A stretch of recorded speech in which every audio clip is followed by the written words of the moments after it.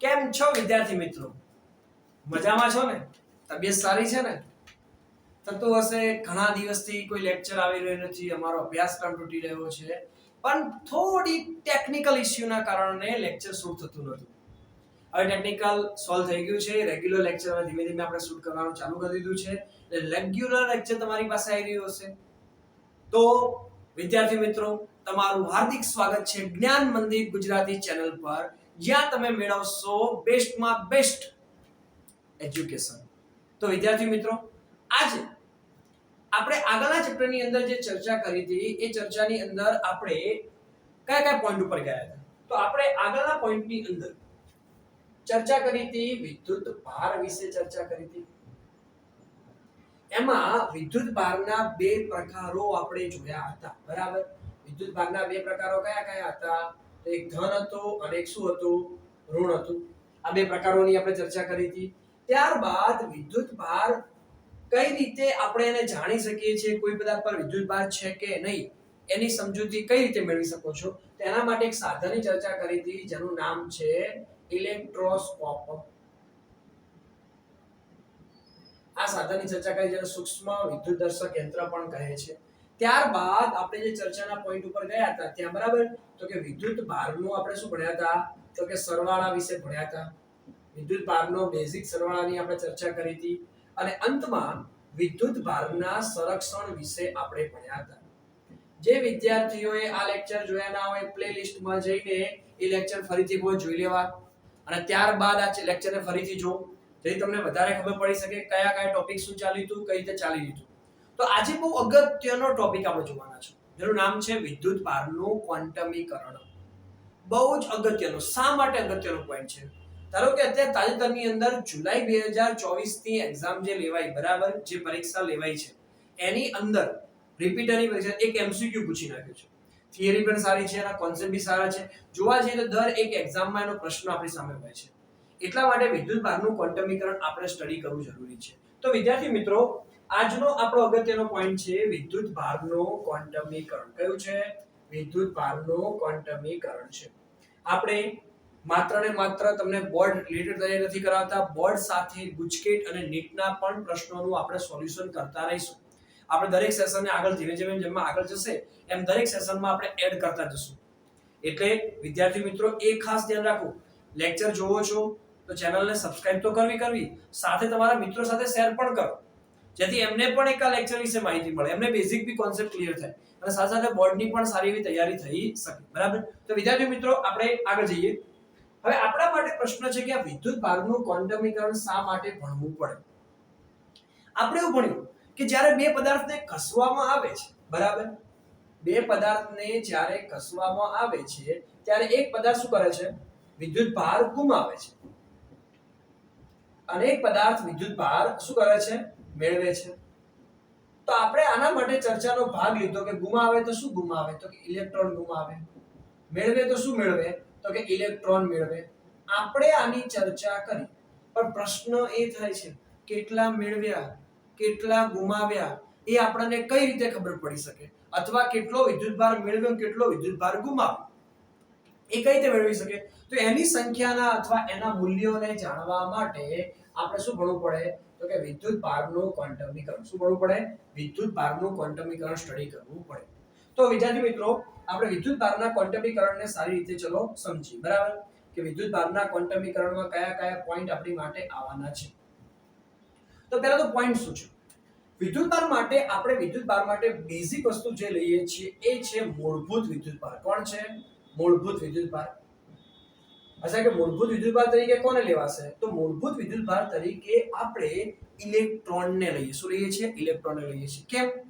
કેમ કે આપણો જે બેઝ હતો, જે આપણે કીધું કે કોઈ પદાર્થ ઇલેક્ટ્રોન ગુમાવે અથવા કોઈ પદાર્થ ઇલેક્ટ્રોન મેળવે, તો બેઝ કોણ હતું? ઇલેક્ટ્રોન હતું. હા, મૂળભૂત વિદ્યુત ભાર ઘણી જગ્યાએ પ્રોટોનનો પણ ઉપયોગ થાય છે, પરંતુ આપણે મૂળભૂત ઇલેક્ટ્રોન લઈએ છીએ. તો કુદરતમાં મળતી આવતા બધા જ વિદ્યુત ભારો, કુદરતમાં મળી આવતા બધા જ વિદ્યુત ભારો ના મૂલ્યો મૂળભૂત વિદ્યુત ભારના મૂલ્યના કેવા હોય છે? તો કે પૂર્ણાંક ગુણાંકમાં. કેવા હોય છે? પૂર્ણાંક ગુણાંકમાં હોય છે. તો વિદ્યુત ભારના પૂર્ણાંક ગુણાંકનો મતલબ શું એ કરે? તો સમજો કે એક પદાર્થ છે, આ બીજો પદાર્થ છે. એક પદાર્થ અહીંયાથી ઇલેક્ટ્રોન આને આપી રહ્યો છે, તો ઇલેક્ટ્રોન કેટલા આપતો? એક આપતો હોય, અથવા બે આપે, ત્રણ આપે, ચાર આપે. તો આ કેવી સંખ્યા છે? પૂર્ણાંક સંખ્યા છે. પૂર્ણાંક સંખ્યામાં ધને આવે, શું આવે? ઋણે આવે. અથવા મેળવતો હોય અથવા ગુમાવતો હોય. આ ગુમાવે છે, આ મેળવે છે. તો એવી કન્ડિશનમાં આ પૂર્ણાંક સંખ્યાની અંદર ઇલેક્ટ્રોન ગુમાવતો હોય તો સમજો કે તમે ધારો કે એક ઇલેક્ટ્રોન ગુમાવે તો 1e લેવાય, બે ઇલેક્ટ્રોન ગુમાવે તો 2e લેવાય, ત્રણ ગુમાવે તો 3e લેવાય, ચાર ગુમાવે તો 4e લેવાય. એમ કરતા કરતા કેટલા ઇલેક્ટ્રોન ગુમાવે છે? તો ગણી લો કે n ઇલેક્ટ્રોન. કેટલા ગુમાવે છે? n ઇલેક્ટ્રોન ગુમાવે છે. અને n ઇલેક્ટ્રોન જે ગુમાવે છે એનો મૂલ્યનો જો આધાર લેવામાં જઈએ તો આપણે n ઇલેક્ટ્રોનનો આધાર આપણે લઈએ, બરાબર, કે n ઇલેક્ટ્રોન ગુમાવે છે, જેને q બરાબર શું લખાશે? n, જેને વિદ્યુત ભારનું શું કહે છે? ક્વોન્ટમીકરણ કહે છે. વિદ્યુત ભારનું શું કહે છે? ક્વોન્ટમીકરણ કહે છે. કુદરતમાં મળી આવતા બધા જ વિદ્યુત ભારના મૂલ્યો એક મૂળભૂત તરીકે કોણ છે? ઇલેક્ટ્રોન. ઇલેક્ટ્રોનનો આપણે e તરીકે દર્શાવીએ છીએ. વિદ્યુત ભારના મૂલ્યના પૂર્ણાંક એટલે n, જ્યાં n શું છે? ધન કે ઋણ સંખ્યા, પૂર્ણાંક. આ હકીકતને વિદ્યુત ભારનું શું કહેવાય છે? ક્વોન્ટમીકરણ કહેવાય છે. મૂળભૂત વિદ્યુત ભાર તરીકે આપણે કોનો ઉપયોગ કરીએ છીએ? તો કે મૂળભૂત વિદ્યુત ભાર તરીકે ઇલેક્ટ્રોન છે, અને ઇલેક્ટ્રોનને આપણે શા દર્શાવીએ છીએ? E વડે દર્શાવાય છે. ઇલેક્ટ્રોન પરનો વીજભાર આપણે ધારીએ છીએ કે કેવો છે? ઋણ છે. અને પ્રોટોન પરનો વીજભાર આપણે કેવો ધારીએ છીએ? ધન ધારીએ છીએ. હવે આ ઇલેક્ટ્રોનનું જે મૂલ્ય જે છે એ મૂલ્ય આપણી પાસે છે 1.e બરાબર. ઇલેક્ટ્રોનનું મૂલ્ય E બરાબર 1.6 ગુણ્યા કેટલું છે? 10 ની -19 ઘાત કુલમ મૂલ્ય છે. 1.6 ગુણ્યા 10 ની -19 ઘાત કુલમ છે. હા, ઇલેક્ટ્રોન માટે આપણે માઈનસ બી લઈ શકો છો, બરાબર. આને આ વસ્તુ તમે પ્રોટોન માટે લો તો પ્રોટોન માટે પણ મૂલ્ય આને આ છે કેટલું છે? 1.6 ગુણ્યા 10 ની -19 ઘાત કુલમ. તો આટલું મૂલ્ય આપણી પાસે છે. હવે આ મૂલ્ય આપ્યું કોને? તો વિદ્યુત ભારના ક્વોન્ટમીકરણની માહિતી કોની આપી? તો વિદ્યુત ભારના ક્વોન્ટમીકરણની માહિતી આપનાર વૈજ્ઞાનિક નામ છે ફેરાડે. કોણ છે? ફેરાડે. અને વિદ્યુત ભારનું મૂલ્ય કોને આપ્યું? તો મિલિકન. મિલિકનનો ઓઇલ ડ્રોપ જે પ્રયોગ છે, પ્રયોગના આધારે એને સૌપ્રથમ વખત ઇલેક્ટ્રોનનું મૂલ્ય આપણે આપેલું છે. તો તમને કોઈ બી પૂછે કે ક્વોન્ટમીકરણનો નિયમ કોને આપ્યો? તો ફેરાડે આપ્યો. અને આપણે કહેવા જઈએ તો કે આનું મૂલ્ય કોને આપ્યું? મિલિકન. મિલિકનની અંદર આપણે જ્યારે ચેપ્ટર નંબર 12 ભણીશું, બરાબર, તો ત્યારે એનો ગુણોત્તર છે, વિશિષ્ટ વિદ્યુતભાર તરીકે છે E/m નો ગુણોત્તર છે. અને એના આધારે આપણને ઇલેક્ટ્રોનનું મૂલ્ય મળેલું છે. એ મૂલ્ય કેટલું લીધેલું છે આપણે? 1.6 ગુણ્યા 10 ની -19. હા, પરફેક્ટ વેલ્યુ જોવો તો 1.602 મલ્ટીપ્લાય 10⁻⁻19, બરાબર. એ એટલું એનું મૂલ્ય છે. બટ આપણે કેટલું લઈએ છીએ? 1.6 ગુણ્યા 10 ની -19 ઘાત કુલમ જેટલું આપણે સ્વીકારેલું છે. હવે આગળ જો જોવા જઈએ આપણે તો આ વિદ્યુત ભારના મૂલ્યનો આધાર કેટલો છે આપણે એને જો આગળ સમજીએ, બરાબર, તો હવે અગત્યની જે પોઈન્ટ જે છે એને સમજીશું વિદ્યુત ભારની દ્રષ્ટિએ, બરાબર. તો પહેલી વસ્તુ છે કે વિદ્યુત ભારનું મૂલ્ય, વિદ્યુત ભાર આપણે જે લીધો છે, બરાબર, એનો આપણે કોના પર લીધો છે? મૂળભૂત વિદ્યુત ભાર ઉપર આધાર રાખેલો છે, બરાબર. વિદ્યુત ભારનું મૂલ્ય આપણે q બરાબર શું લઈએ છીએ? n e લઈએ છીએ. જો મારે n બરાબર q/e લેવું હોય, હવે આ કન્ડિશનને સમજવામાં કે 1 કુલમ વિદ્યુત ભાર મેળવવા માટે કેટલા ઇલેક્ટ્રોનની જરૂર પડે? માટે ઇલેક્ટ્રોનની સંખ્યા આપણે શોધવી હોય તો આપણે આ સૂત્રનો ઉપયોગ, ઇલેક્ટ્રોનની સંખ્યા, તો આપણે આ સૂત્રનો ઉપયોગ કરો તો વિદ્યુત ભાર કેટલો છે? 1 ની કિંમત 1.6 ગુણ્યા 10 ની -19 ઘાત, જવાબ આવે 0.625 ગુણ્યા 10 ની 19 ઘાત. જવાબ કરો તો 6.25 ગુણ્યા 10 ની 18 ઘાત. વ્યવહારમાં ઘણી જગ્યાએ આની કિંમત 6 ગુણ્યા 10 ની 18 ઘાત પર લેવાય છે. એટલે કે 1 કુલમ વિદ્યુત ભાર મેળવવો હોય, કેટલા કુલમ? 1 કુલમ વિદ્યુત ભાર મેળવવો હોય તો કેટલા ઇલેક્ટ્રોન આપણે ટ્રાન્સફર કરવા પડે? 6.25 ગુણ્યા 10 ની 18 ઘાત. એટલે આપણે કહી શકીએ કે વ્યવહારની અંદર ઇલેક્ટ્રોન કેવો છે? વિદ્યુતભારનો એકમ કેવો કહેવાય? 1 કુલમ બહુ મોટો કહી શકાય. એટલા માટે આપણે ઘણીવાર નાના એકમો લેતા હોય છે. મિલી કુલમ છે, માઇક્રો કુલમ છે, નેનો કુલમ છે, એવો આપણે ઉપયોગ કરતા હોઈએ છીએ અને ઘાતના આધાર. ઓકે, તો આ રીતે આપણે કહ્યું. આ પ્રશ્ન પરીક્ષામાં પૂછાયેલો છે કે 1 કુલમ વિદ્યુતભાર મેળવવા માટે કેટલા ઇલેક્ટ્રોનની જરૂર પડે છે? તો આન્સર શું આવશે? 6.25 × 1018 ઘાત ઇલેક્ટ્રોનની જરૂર પડે છે. હવે આને જો આપણે આગળ વધારીએ તો આ જ ટોપિકને આગળ ચર્ચામાં જઈએ તો આપણી પાસે છે વિદ્યુતભારના એકમ માટેની વ્યાખ્યા. એક આપણી પાસે પ્રવાહનું સૂત્ર છે, તમે ધોરણ 10 માં ભણેલા છો. ના ભણેલા ચેપ્ટર નંબર 3 માં તમે ભણવાના છો. I = Q/T. તો Q બરાબર શું થશે? IT.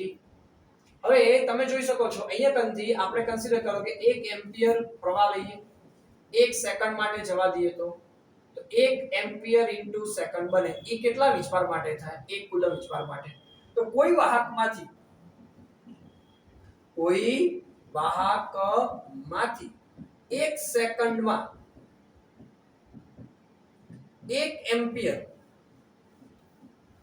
વિદ્યુત પ્રવાહ અથવા પ્રવાહ પસાર થાય તો તે વાહકમાંથી 1 કુલમ વિદ્યુતભાર પસાર થયો તેવું કહેવાય. આપણે કોના દ્વારા કહી શકો? વિદ્યુતભારના મૂલ્યના આધારે કહી શકાય. આ પરથી એનો એકમ આપણી પાસે બે બને છે, એક કુલમ અને બીજું કયું છે? Ampere * second.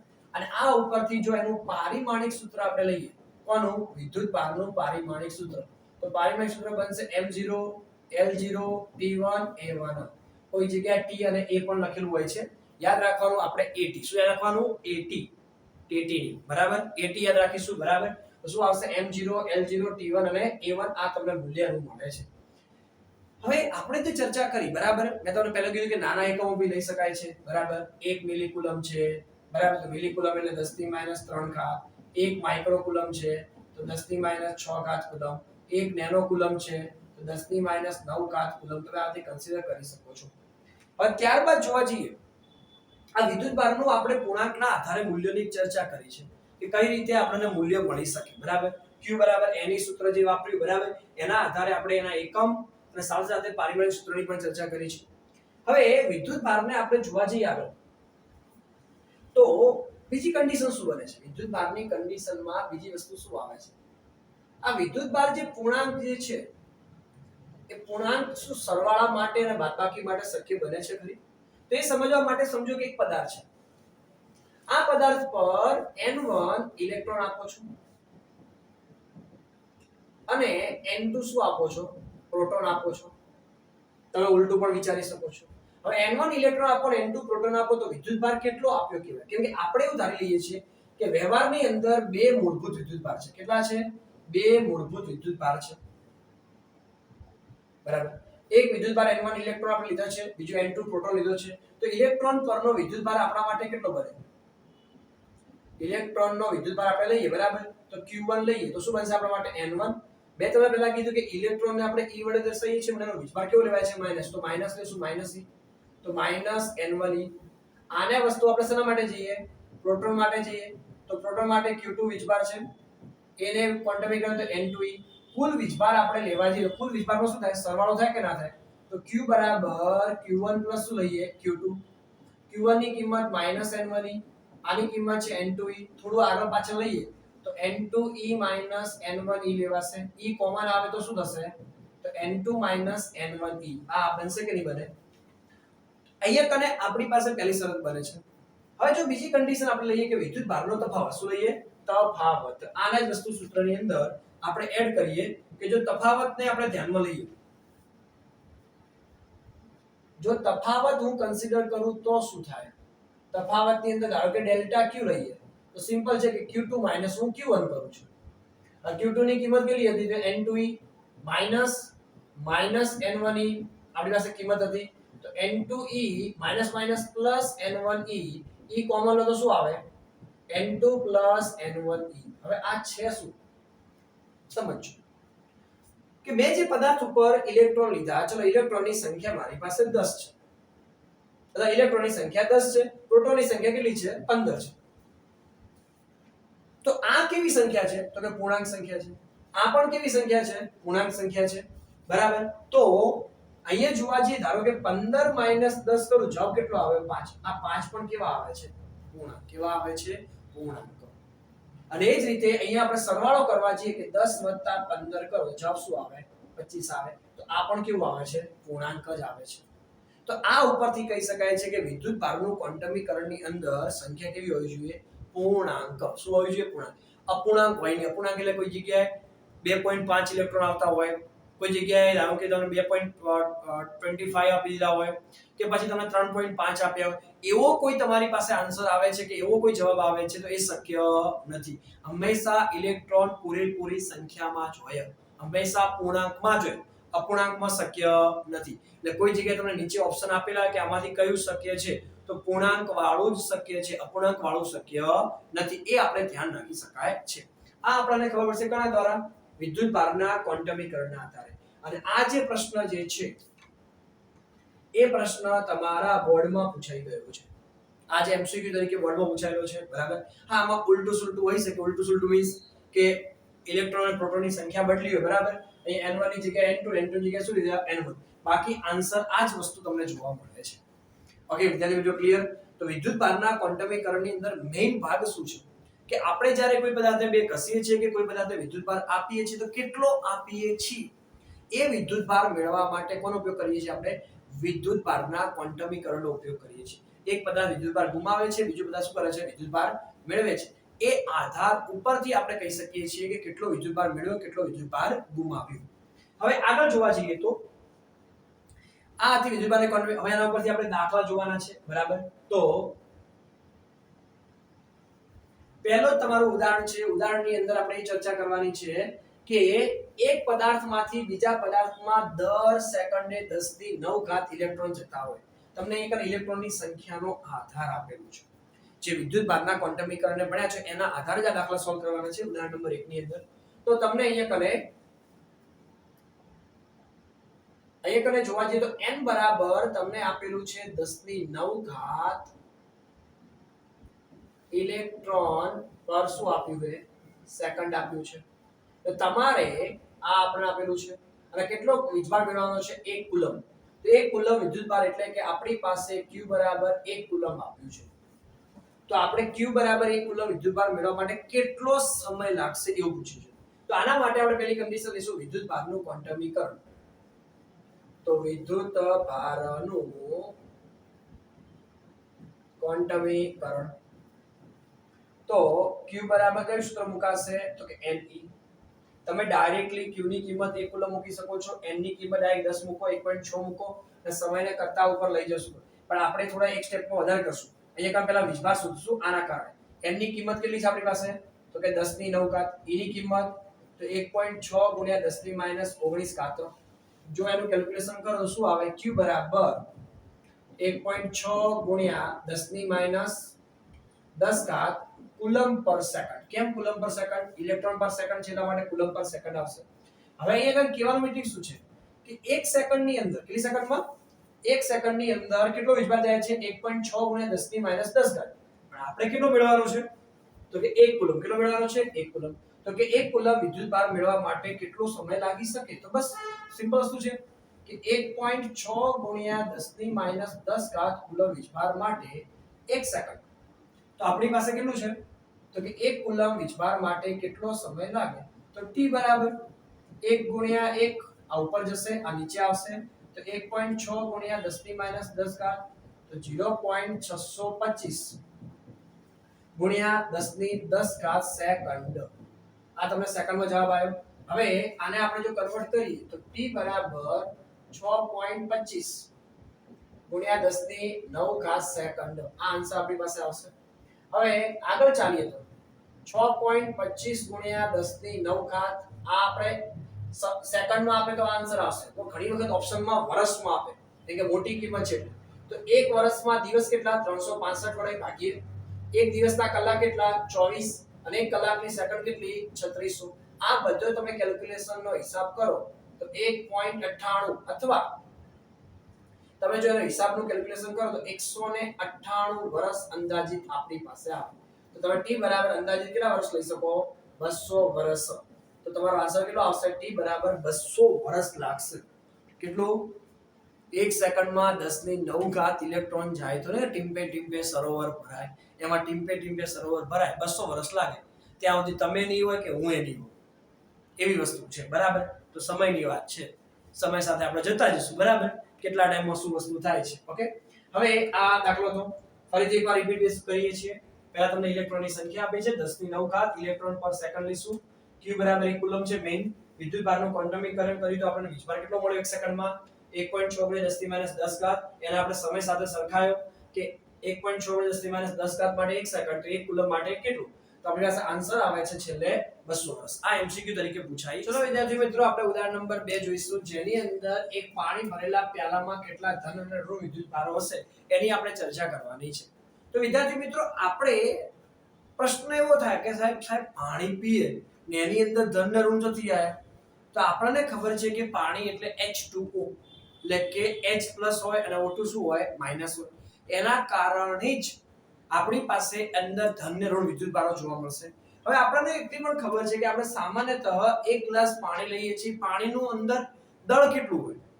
તો આપણે સામાન્યતઃ આપણે કોઈ સામાન્ય કેલ્ક્યુલેશન લેતા હોય, બરાબર, બેઝિક કેલ્ક્યુલેશન, તો એક પાણીના પ્યાલાની અંદર નોર્મલ જે આવે છે પાલો, એની અંદર 250 ગ્રામ હોય છે એવી આપણે ધારણા લઈને ચાલશું. બરાબર? પરીક્ષાની અંદર રકમમાં ચેન્જ પણ થશે, કોઈ જગ્યાએ 200 ગ્રામ બી એવું બી પૂછી શકાય છે. બરાબર? તો ધારો કે એક પ્યાલામાં 250 ગ્રામ પાણી છે. કેટલા ગ્રામ છે? 250 ગ્રામ પાણી છે. હવે આપણે બીજી વસ્તુ જરૂર છે, પાણીનો અણુભાર.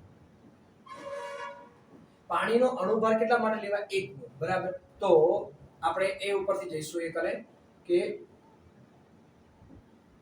1 મોલ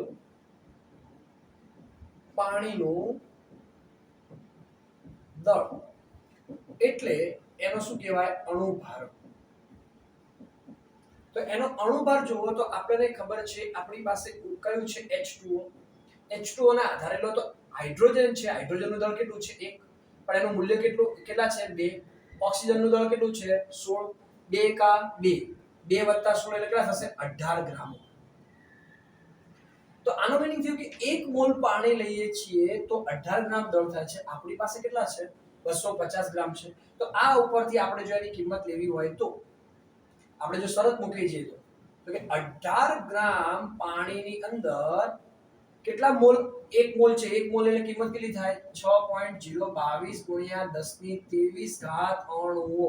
કોના? પાણીના અણુ મળ્યા. પણ આપણી પાસે કેટલા છે?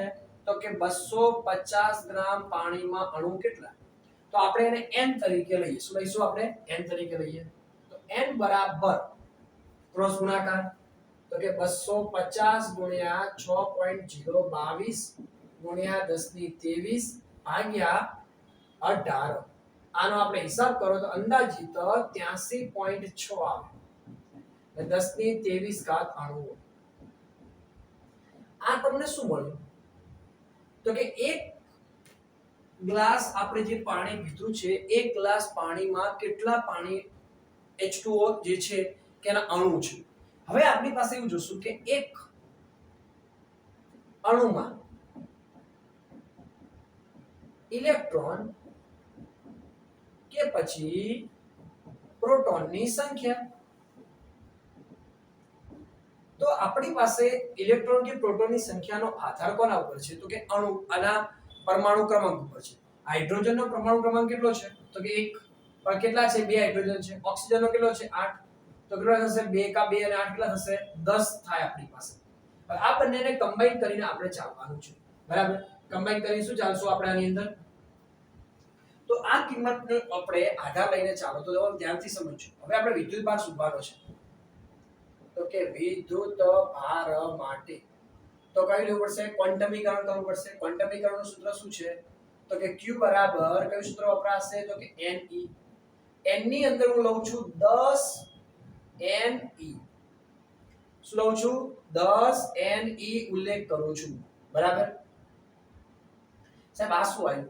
આ છે એક અણુ, આ અણુ છે અને એક અણુમાં કેટલા ઇલેક્ટ્રોન છે 10, એટલે 10 n લીધું છે આપણે. તો 10 નું 10, n ની કિંમત છે 83.6 ગુણ્યા 10 ની 23 અને આની કિંમત થશે 1.6 ગુણ્યા 10 ની -19. આખે આખું કેલ્ક્યુલેશન કરો તો જવાબ આવે 1.34 ગુણ્યા 10 ની 7 ઘાત કુલમ્બ. આટલો વિદ્યુત ભાર આપણને મળે જ્યારે તમે એક ગ્લાસ પાણી પીવો છો. કેટલા ગ્લાસ? એક ગ્લાસ પાણી પીવો છો ત્યારે વિદ્યુત ભાર કેટલો હોય છે? 1.34 ગુણ્યા 10 ની 7 ઘાત જેટલો વિદ્યુત ભાર આપણે પી જઈએ છીએ. તો મજા આવે કે ના આવે? સ્વાદ સારો લાગતો હશે ને કે નહીં લાગતો? ખાટો મીઠો લાગતો હશે કે ના લાગ્યો? એવું ના લાગે, બરાબર. પાણી સામાન્ય રીતે સ્વાદહીન છે, બરાબર. તો 1.34 ગુણ્યા 10 ની કેટલી છે? 7 ઘાત. અહીંયા ધ્યાનથી સમજજો કે આ પોઈન્ટ જે તમને જે લખ્યો છે એમાં એક ક્લિયર રાખજો કે આ 10 શેના છે? તો કે એક અણુમાં ઇલેક્ટ્રોન છે, n શું બતાવે છે? ઇલેક્ટ્રોનની સંખ્યાનો બધો હિસાબ ભેગો કર્યો છે, કરતા કેટલો આવશે? 1.34 ગુણ્યા 10 ની 7 ઘાત. આ શું હતું? ઉદાહરણ નંબર 2. ઓકે. હવે આ પરથી આગળ જોવા જઈએ તો આપણે આની અંદર મેં તમને કીધું કે દળ બદલી શકે. 250 ગ્રામની જગ્યાએ કેટલું આપ્યું હોય? 200 ગ્રામ પણ આપેલું હોય છે. રકમમાં ચોખવટ તમને કરી આપે કે 200 ગ્રામ તમે લો, બરાબર. તો તમારે એ પ્રમાણે કેલ્ક્યુલેશન લેવી પડે. ત્યારબાદ સ્વાધ્યાયની અંદર 11મો પ્રશ્ન છે, એમસીક્યુ માટે સૌથી સારામાં સારો પ્રશ્નમાંથી એક, બરાબર. બોર્ડમાં પૂછાયેલો પણ છે. ઓકે. તો એ આધાર ઉપરથી જોવા જઈએ તો ઊન સાથે કસેલા એક પોલિથીન ટુકડા પર, કોના ઉપર? પોલિથીન ટુકડા પર 3 ગુણ્યા 10 ની -7 ઘાત ઋણ વિદ્યુત ભાર. તો તમને Q બરાબર આપ્યું છે 3 ગુણ્યા 10 ની -7 ઘાત કુલમ્બ વિદ્યુત ભાર સ્થાનાંતરિત થાય છે. તો સ્થાનાંતરિત થયેલા ઇલેક્ટ્રોનની સંખ્યા શોધો. તો આપણે કયું કન્સિડર કરવું પડે? તો કે વિદ્યુત ભારનું શું લેવું પડે? તો કે ક્વોન્ટમીકરણનો ઉપયોગ કરવો પડે. કઈ સૂત્ર વાપરશો? Q બરાબર Ne. તો આપણે જો n ને કરતા કરો તો n બરાબર Q અપોન શું થશે? E. હવે જો આપણે કિંમતને કન્સિડર કરી લઈએ, બરાબર. તો Q ની કિંમત કેટલી છે આપણી પાસે? તો કે 3 ગુણ્યા 10 ની -7 ઘાત. આની કિંમત 1.6 ગુણ્યા 10 ની -19 ઘાત. આપણે જેનું કેલ્ક્યુલેશન કરો તો 1.875 19 ઉપર જશે કેટલા આવશે? 10 ની 12 ઘાત. અંદાજિત આપણે લેવું હોય તો કેટલું લઈ શકો? તો કે 2 ગુણ્યા 10 ની 12 ઘાત આટલા ઇલેક્ટ્રોન સ્થાનાંતરિત થાય. હવે ઇલેક્ટ્રોન ક્યાંથી ક્યાં જશે? ચલો, ઇલેક્ટ્રોન ક્યાંથી ક્યાં ટ્રાન્સફર થાય છે એવો પણ પ્રશ્ન તમને પૂછેલો છે. તેઓ સાના પરથી સાના પર સ્થાનાંતર થશે. તો સિમ્પલ વસ્તુ છે કે ઋણ વીજભાર કોને મેળવ્યો? તો ઋણ વીજભાર કોણ મેળવે છે? તો કે પોલિથીન. શું મેળવે છે? પોલિથીન. આ પોલિથીન ઋણ મેળવે છે. ઋણ ક્યારે થાય? કે ઇલેક્ટ્રોન મેળવે તો ઋણ થાય. તો ઇલેક્ટ્રોન આયા ક્યાંથી? ઊનથી. ક્યાંથી આયા? ઊનથી. તો ઇલેક્ટ્રોન ઊનથી કઈ તરફ? પોલિથીન પર શું થાય છે? સ્થાનાંતરિત. શું થાય છે? પોલિથીન પર સ્થાનાંતરિત થાય છે. તો આ પ્રશ્ન પરીક્ષામાં પૂછાયેલો છે. ઓકે. તો તમને આ રીતે આન્સર મળી શકે છે. હવે સાથે જોવા જઈએ તો ઊનથી પોલિથીન તરફ કેટલા દળનું સ્થાનાંતર થયું છે એવું બી પૂછ્યું છે. તો આપણને એટલી ખબર છે કે આપણે દળ લઈએ, સ્થાનાંતરિત દળ આપણે જો લઈએ છીએ તો સ્થાનાંતરિત દળની કિંમત કુલ દળ n, એક ઇલેક્ટ્રોનનું મૂલ્ય n, ઇલેક્ટ્રોનની સંખ્યા અને એક ઇલેક્ટ્રોનનું દળ કેટલું લઈશું? me તરીકે. આપણી પાસે કિંમત કેટલી આવી છે? 1.875 ગુણ્યા 10 ની કેટલી ઘાત આવી છે આપણી પાસે? 12 ઘાત. અને me એટલે દળ લઈએ તો 9.11 ગુણ્યા 10 ની -31 ઘાત. જો હિસાબ કરો તો સમથિંગ 17, બરાબર. અને 12 માંથી 31 જાય તો કેટલા વધશે? એક અને 19, બરાબર. અંદાજિત તમે લો તો કેટલું આવશે? 2 બરાબર ગુણ્યા 10 ની 20 ઘાત કિલોગ્રામ, સોરી માઈનસ કિલોગ્રામ જેટલું દળ ટ્રાન્સફર થાય છે અંદાજિત લો તો.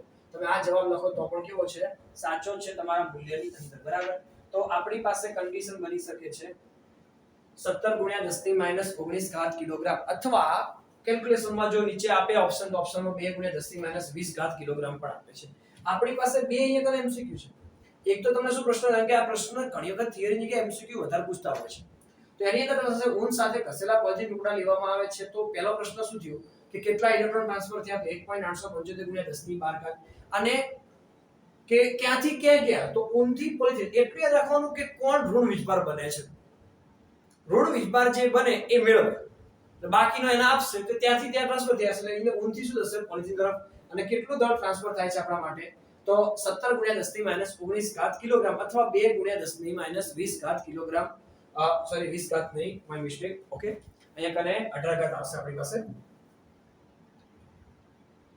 એ કરે 2 ગુણ્યા 10 ની માઈનસ 18 ઘાત બરાબર તમે દળ લઈ શકો છો બરાબર આટલું દળ આપણા માટે ટ્રાન્સફર થતું હોય છે ઓકે તો આ વસ્તુ આપણા માટે બને છે તો આ શું જોયા કે આપણે દાખલા જોયા છે ઉદાહરણ નંબર 1 જોયું ઉદાહરણ નંબર 2 જોયા અને સાથે સાથે શું જોયું આપણે સ્વાધ્યાયનો પણ એક દાખલો જોયો છે देखो विद्यार्थी मित्रों આપણે આ જ પ્રકારે સ્ટડી રાખવાની છે પહેલા થિયરીનો કોન્સેપ્ટ આવશે થિયરીના કોન્સેપ્ટ આધારે આપણે ઉદાહરણ સ્વાધ્યાય દાખલો જોઈશું અને ત્યારબાદ આપણે એમસીક્યુ સોલ્વ કરશું એટલે દરેક કોન્સેપ્ટ આપણે ક્લિયર થવાય એમસીક્યુ આપણે સમજવા બહુ સરળ પડશે આપણા માટે તો હવે વિદ્યાર્થી જઈશું આપણે એમસીક્યુ પર બરાબર તૈયારી રાખી દો પહેલા તમારી સામે બે એમસીક્યુ છે મેં તમને કીધું એ પ્રમાણે અને ક્યાં ક્યાંક લખેલું છે કે પરીક્ષામાં પૂછાયેલા છે એ પ્રકારના છે હવે આપણી પાસે પહેલો એમસીક્યુ છે એક કુલમ વિદ્યુત ભારને સમતુલ્ય પ્રાથમિક કે મૂળભૂત વિદ્યુત ભાર કેટલા કુલમ એક કુલંબ વિદ્યુત ભાર અને તો હાલ જ આપણે ચર્ચા કરી બરાબર તો કયું સૂત્ર લેવાય q બરાબર n ની સૂત્ર આવશે અહીંયા કને n બરાબર લો તો શું આવશે q e આની કિંમત 1 આની કિંમત 1.6 ગુણ્યા 10 ની માઈનસ 19 તો જવાબ આપણે લો શું આવે 0.625 ગુણ્યા 10 ની 19 ઘાત તો 6.25 ગુણ્યા 10 ની કેટલી ઘાત આવે 18 ઘાત ઇલેક્ટ્રોન તો આપણા ઓપ્શન પ્રમાણે કયો આવશે એ ઓપ્શન કયો ઓપ્શન આવશે એ ઓપ્શન 6.25 ગુણ્યા 10 ની 18 ઘાત ઇલેક્ટ્રોન ટ્રાન્સફર થયા છે ત્યારબાદ જો આપણે કન્સિડર કરીએ છીએ આપણે તો બીજો પ્રશ્ન છે મેં તમને હાલ જ ચર્ચા કરી એ જ પ્રશ્ન તમારી સામે ફરીથી આપેલો છે એક પ્લાસ્ટિકના સળિયાને વૂલ સાથે ઘસતા પ્લાસ્ટિકના સળિયાને 8 ગુણ્યા 10 ની માઈનસ 7 ઘાત કુલમ વીજભાર મેળવે છે કોણ મેળવે છે ઋણ વીજભાર કોણ મેળવે છે પ્લાસ્ટિકનો સળિયો બસ ત્યાં તો કનેક્ટ થયું ને આપણા માટે આન્સર તો બની ગયો પહેલું તો વસ્તુ શું આવે કે પ્લાસ્ટિકનો સળિયો બને છે તો મેળવશે કોણ પ્લાસ્ટિકનો સળિયો ક્યાંથી મેળવશે વૂલથી તો પહેલો જવાબ આપણે વૂલથી પ્લાસ્ટિક તરફ આવે તો પહેલા બે ઓપ્શન તો આવશે જ કેમ પ્લાસ્ટિકથી વૂલ પર જતું નથી ઓકે હવે આપણે વીજભાર જોવો પડે તો q બરાબર કયું સૂત્ર લેવું પડશે ne n ની કિંમત કે આપણી પાસે શોધવાનું શું છે આપણે n શોધવાનો છે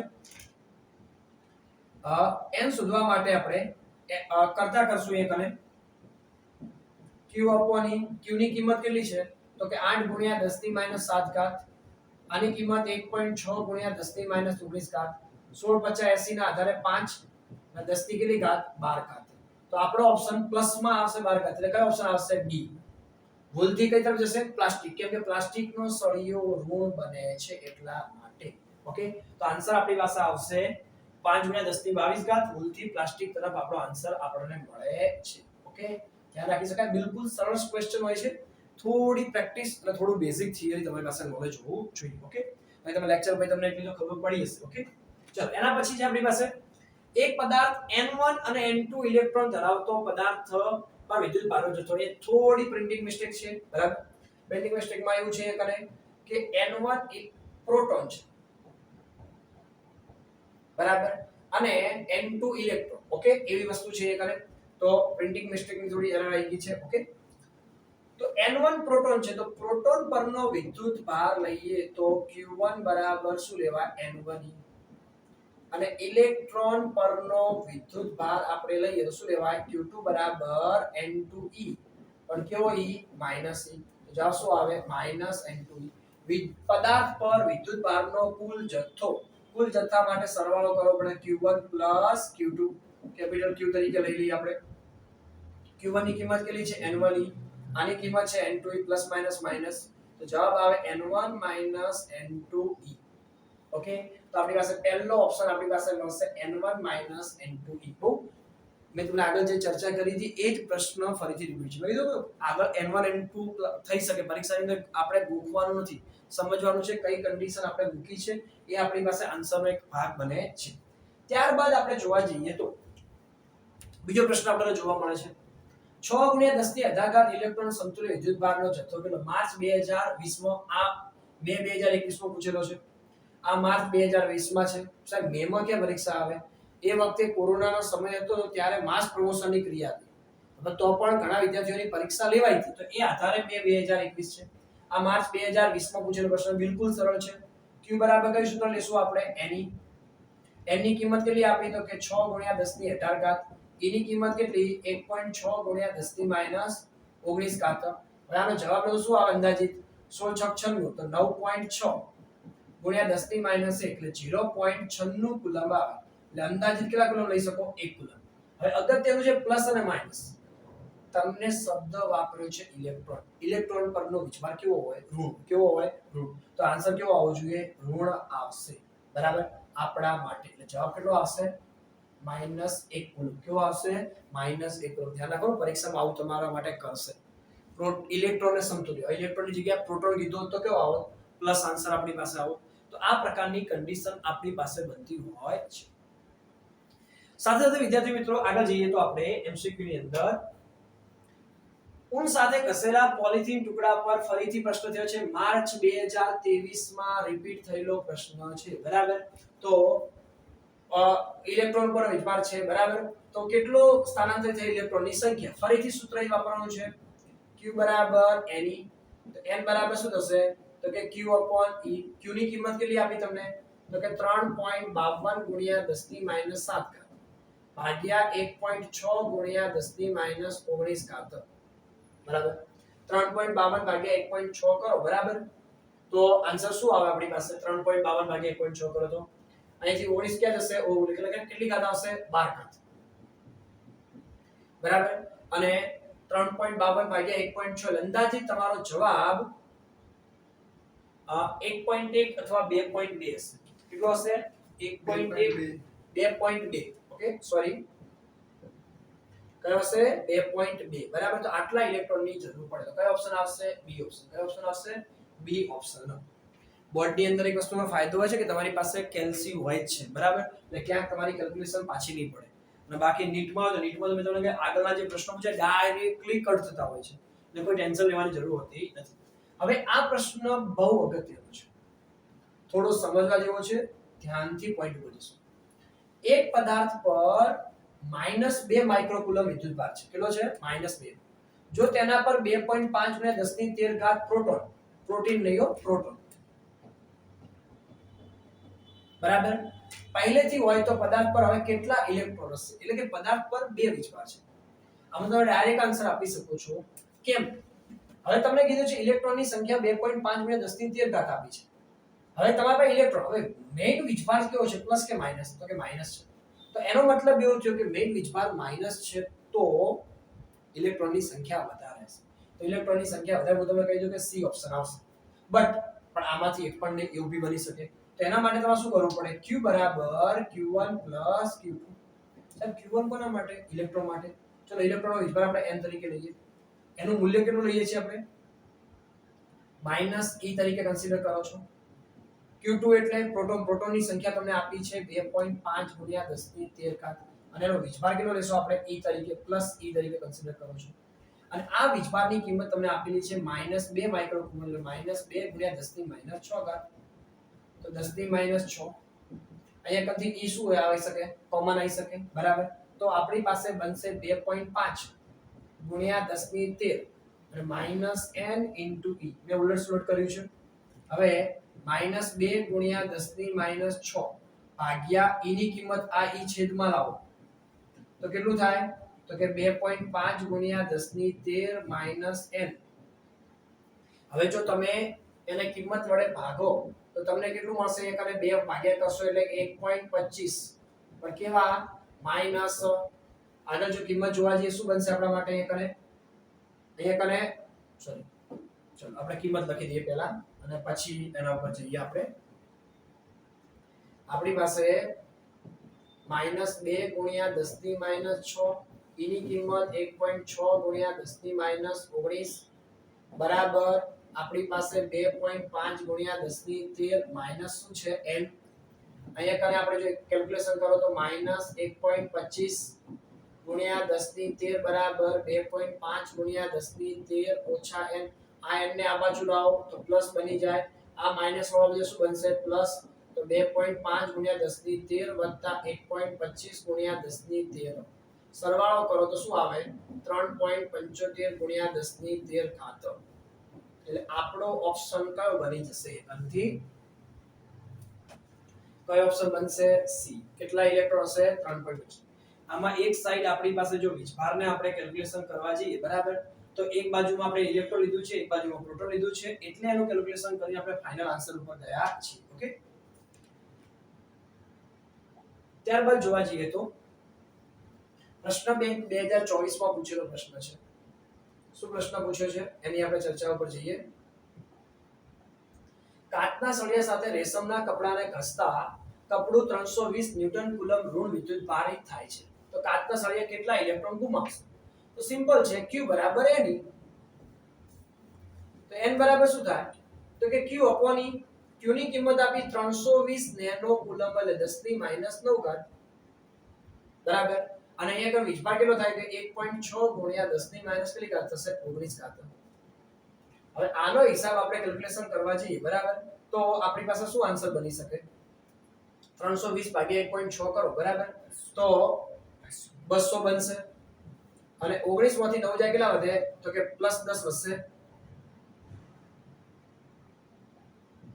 તો જવાબ આવશે આપણી પાસે 2 ગુણ્યા 10 ની 12 ઘાત તો આટલા ઇલેક્ટ્રોનની આપણે જરૂર પડે બરાબર તો જવાબ આવશે સી ઓપ્શન 2 ગુણ્યા 10 ની 12 ઘાત ત્યારબાદ એક મસ્ત મજાનો પ્રશ્ન છે 1 ગ્રામ દળ ધરાવતા આ ગ્રામનો કોઈ ઉપયોગ નથી આવતો 5 ગુણ્યા 10 ની 21 ઘાત પરમાણુ બનેલો છે જો આ પદાર્થમાં 0.01% પરમાણુ પરથી એક ઇલેક્ટ્રોન આપેલા પરમાણુની સંખ્યા 5 ગુણ્યા 10 ની 21 છે એમાંથી 0.01% લઈ લો તો એટલા ઇલેક્ટ્રોન તમને મળે તો 5 ગુણ્યા 10 ની 21 0.01% એટલે 0.01 ભાગ્યા 100 આખે આખું કેલ્ક્યુલેશન કરો તો 5.21 ગુણ્યા 10 ની -4 તો 5 ગુણ્યા 10 ની કેટલી ઘાત થશે 17 ઘાત આટલા તમને શું મળે છે તો કે ઇલેક્ટ્રોન મળે છે હવે આપણે શોધવાનો છે એનો વિદ્યુત ભાર શોધવાનો છે વિદ્યુત ભાર શોધવાનો છે આપણે તો વિદ્યુત ભારની આપણે કેલ્ક્યુલેશન ઉપર જઈએ બરાબર તો શું બનશે આપણા માટે n q બરાબર કઈ સૂત્ર વાપરશું આપણે n ની કિંમત કેટલી છે તો 5 ગુણ્યા 10 ની 17 e ની કિંમત કેટલી છે તો 1.6 ગુણ્યા 10 ની -19 હિસાબ કરો શું આવે તો કે 8 ગુણ્યા 10 ની -2 એટલે કે 0.08 કુલમ્બ હવે અહીંયા કને પ્રશ્ન એવો છે કે ઇલેક્ટ્રોન દૂર કર્યો છે દૂર કરવો મીન્સ ઇલેક્ટ્રોન ગુમાવે છે ઇલેક્ટ્રોન ગુમાવે ધન વીજભાર આવે તો જવાબ કયો આવશે એ 0.08 કયો આવશે 0.08 જેવો આન્સર આપણી પાસે આવે છે આ વસ્તુ આપણા માટે અગત્યની વસ્તુ બની જાય છે કેલ્ક્યુલેશન કરીએ ત્યારે ઓકે ત્યારબાદ લાસ્ટ ક્વેશ્ચન જુલાઈ 2024 તાજેતરની અંદર જ પેપર લેવાયેલું છે બરાબર આમ તો જૂનમાં લેવાયું કહેવાય પણ જુલાઈ 2024 આપણે કેલ્ક્યુલેશન કરીએ ચાલો છો તો એની અંદર તમને એવું કીધું છે કે કોઈ પદાર્થ પર 10 ની 24 ઘાત ઇલેક્ટ્રોન છે બરાબર તો 10 ની 24 ઘાત ઇલેક્ટ્રોન છે 10 ની 26 ઘાત પ્રોટોન છે તો પદાર્થ પર વિદ્યુત ભારનો જથ્થો કેટલો તો એ વસ્તુના કેલ્ક્યુલેશન માટે શું છે તો સિમ્પલ વસ્તુ આપણી પાસે એ ને જ q બારે વાળું સૂત્ર છે એ જ કેલ્ક્યુલેશન કરીને ચાલો તો હિસાબ આપણને બિલકુલ સરળ રીતે મળી શકે બરાબર તો q બરાબર q1 પ્લસ શું લઈએ આપણે q2 કુલ વીજભાર કીધો છે q1 માં આપણે લઈ લઈએ પ્રોટોન બીજામાં લઈએ ઇલેક્ટ્રોન તો આપણી પાસે q બરાબર એની સૂત્ર વપરાય કે ના વપરાય તો શું આવશે એકને n1e n2e બરાબર હવે n1 ની કિંમત કેટલી છે તો કે 10 ની 26 ઘાત આની કિંમત કેટલી છે 1.6 ગુણ્યા 10 ની -19 n2 ની કિંમત કેટલી છે આપણી પાસે તો કે 10 ની 24 કેમ માઈનસ કર્યું છે ઇલેક્ટ્રોન પરનો વીજભાર માઈનસ હોય તો 1.6 ગુણ્યા 10 ની -19 એ કોમન લઈ લો 1.6 કોમન લઈ લો હવે કોમન શું થશે એક અને એના કરતા બેટર વસ્તુ એક વસ્તુ કરી શકાય 10 ની 26 તો ઘાત સરખી કરો ઘાત સરખી કરશો તો જ કેલ્ક્યુલેશન સરળ બનશે બાકી સરળ બનશે નહીં તો હું શું કરું છું અહીંયા કરું છું 160 અને બે પોઈન્ટ કાપી લીધા છે તો એ બે પોઈન્ટ જશે શું છે 19 માંથી 2000 કેટલા વધે અહીંયાથી આપણે કેલ્ક્યુલેશન ઉપર જઈએ તમને થોડું વધારે સમજાવું તો તમને થોડી વધારે ક્લિયરિટી થશે અહીંયા આપણે 1.6 જ રાખું છું ત્યારે અને 19 માંથી 26 જાય તો કેટલા વધશે 7 એ જ રીતે એક 1.6 લઈએ અને 19 માંથી 24 જશે બરાબર તો કેટલા વધશે 5 શું બાદબાકી થાય કરી ના થાય તો એના માટે શું કરવું પડે અહીંયા કરી દઈએ 160 તો 10 ની કેટલી ઘાત થઈ જાય 5 ઘાત અહીંયા 1.6 ગુણ્યા 10 ની કેટલી ઘાત થશે 5 ઘાત હવે કોમન લો તો 160 - 1.6 ગુણ્યા 10 ની 5 ઘાત તો જવાબ આવશે 158.4 ગુણ્યા 10 ની 5 ઘાત એટલે કે 1.584 ગુણ્યા 10 ની 7 ઘાત ઉલ્લંબ આ તમારો આન્સર આ હવે એ ઓપ્શન પ્રમાણે જોવા જઈએ કયો ઓપ્શન મળી શકે તમને તો કે બી ઓપ્શન કયો ઓપ્શન મળી શકે બી ઓપ્શન તમને મળી શકે આ વસ્તુ તમને અહીંયા જોવા મળી શકે છે તો આ આપણા માટે બેનિફિટ આ વસ્તુ જોવા મળે છે તો વિદ્યાર્થીઓ ક્વોન્ટમીકરણ કેટલું બધું ઉપયોગી છે તમને એક આધો એમસીક્યુ ક્યાં પેપર મળશે એવું બી બની શકે તમારી ફર્સ્ટ એક્ઝામ જ્યારે સ્કૂલમાં લેવાય છે ત્યારે પણ આ એમસીક્યુ હોઈ શકે ટેસ્ટમાં બી હોઈ શકે સાથે એવી આશા રાખીએ કે જેથી બોર્ડમાં બી તમને ફાયદો થઈ શકે એમસીક્યુ કે થિયરિકલ પોઈન્ટ પૂછાય તો વિદ્યાર્થી મિત્રો તમને આ લેક્ચરમાં બહુ મજા આવી હશે મને આશા છે પૂરેપૂરી બરાબર કોઈ જગ્યાએ એવું થતું હશે કે કંટાળો ચડે કે કોઈ બી વસ્તુ થતું હશે ધીમે ધીમે તમને બી મજા આવશે રેગ્યુલર જેમ લેક્ચર આવતા રહેશે પરંતુ વિદ્યાર્થી મિત્રો જો પસંદ આવે કન્ટેન્ટ ગમે તો ચેનલને લાઈક સબસ્ક્રાઇબ કરવાનું ભૂલતા નહીં અને નોટિફિકેશન ઓન કરી દેજો જેથી તમને નેક્સ્ટ લેક્ચર જેવું આવે તરત તમને અપડેટ મળતી રહે વિદ્યાર્થી મિત્રો તમારા મિત્રોમાં ખાસ શેર કરજો ચલો તો મળીએ